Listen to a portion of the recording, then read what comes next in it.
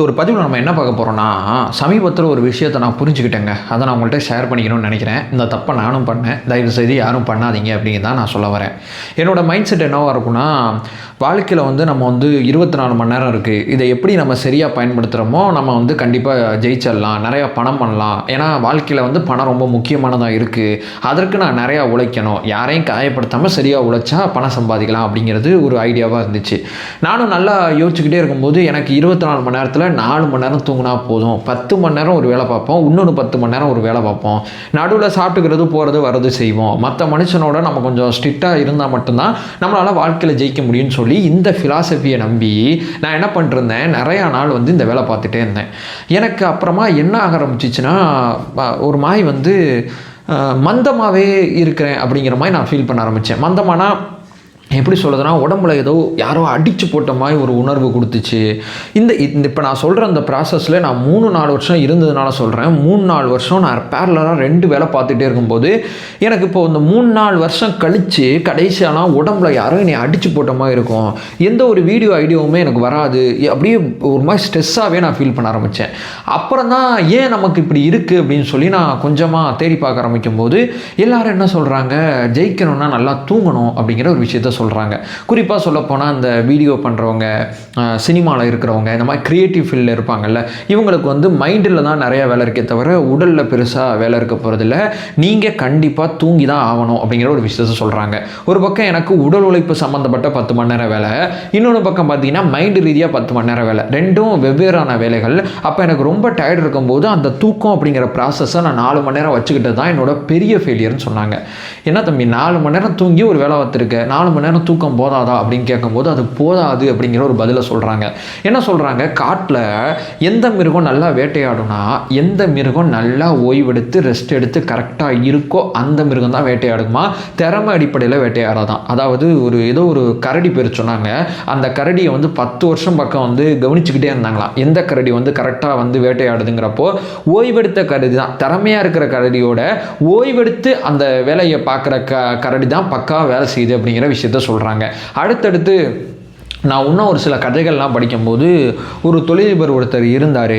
ஒரு 26 வயசில் பல்வேறு நிறுவனங்களை உருவாக்கணும் அப்படிங்கிற கனவில் அவருக்கு திறமை இருக்குது, தகுதி இருக்குது. 1க்கு 10 நிறுவனங்களை அவர் உருவாக்கினார். பல நிறுவனங்களில் முதலீடும் பண்ணார். பல நிறுவனங்களில் ஒரு ஆலோசகராகவும் இருந்தார். எல்லா பிஸி ஷெடியூல்லையும் அவர் ஒர்க் பண்ணிட்டு இருந்தார்.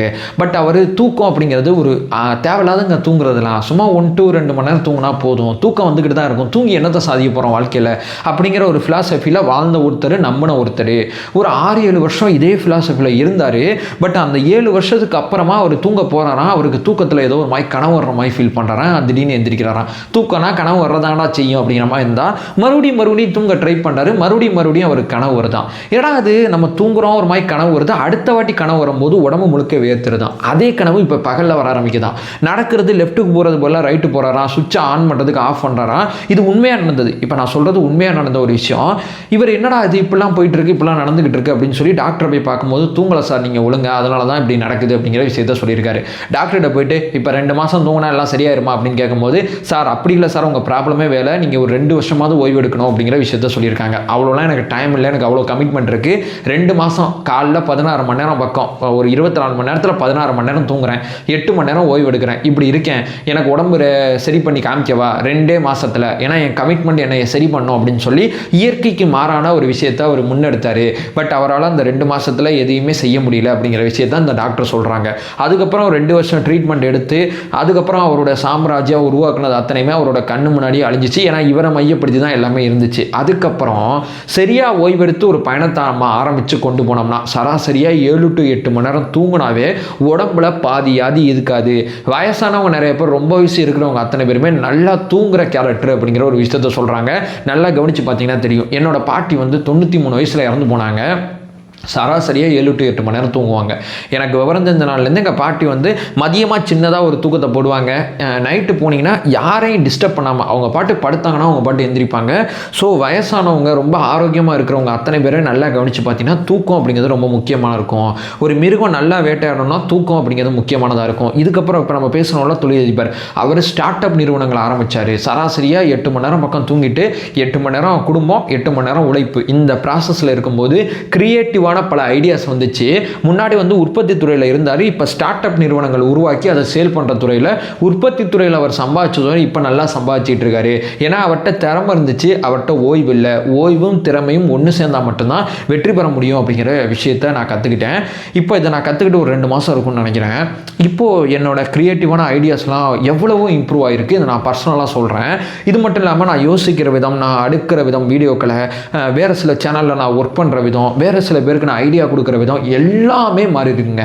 4 வருஷம் தூக்கம் வந்து தேவையில்லாத ஒரு ஆணி அப்படின்னு நினச்சேன்னா, என்னோட செயல்பாடோட அந்த வீரியம் இருக்குல்ல, எவ்வளோ தூரம் நம்ம ஒர்க் பண்ணுறோங்கிற வீரியம் இருக்குல்ல, அதே நேரத்தில் வேறு அந்த தூங்கி நான் வந்து ஒர்க் பண்ணி ஒரு வேலை பார்க்குறேன்ல, 2க்கு நடுவில் ஏகப்பட்ட, அதாவது இது 8 அடி நம்ம பாஞ்சோம்னா இது 16-24 அடி பாய முடியுது.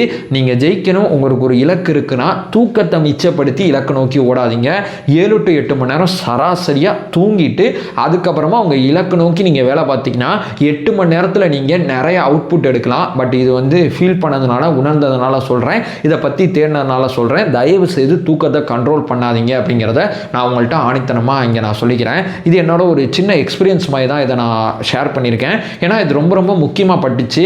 நிறையா பேர் இதை கொஞ்சம் தப்பாக புரிஞ்சுக்கிறாங்க. தூக்கம் வந்து தேவையில்லாத ஆணின்னு. இல்லை, சத்தியமாக சொல்கிறேன், அந்த கேங்கில் இருந்தவன் தூக்கம் ரொம்ப ரொம்ப முக்கியமானது. நல்லா தூங்கி இலக்கு நோக்கி பயணிங்க. அதை சொல்லிட்டு இங்கே நான் வந்து இந்த வீடியோ எண்ட் பண்ணிக்கிறேன். நம்ம சேனலை ஃபர்தராக ஃபாலோ பண்ணிங்கன்னா தனிநபர் முன்னேற்றம் சார்ந்த என்னுடைய பர்சனலாக எனக்கு படுற சில கதைகள், சில ஃபிலாசபிகள், என்னுடைய எக்ஸ்பீரியன்ஸ் எல்லாமே நான் இங்கே ஷேர் பண்ணிக்கிறேன். ஸோ இது ரொம்ப ரொம்ப முக்கியமான ஒரு பயணமாக அமையும். எல்லாரும் சேர்ந்து ஒன்றா வளரலாம். அதை சொல்லிட்டு இந்த வீடியோ நான் எண்ட் பண்ணிக்கிறேன். நம்மளோட ஒரே நோக்கம் அறியாமை அகற்ற வேண்டும், அறியாமை அகற்றப்பட வேண்டும். Thank you so much.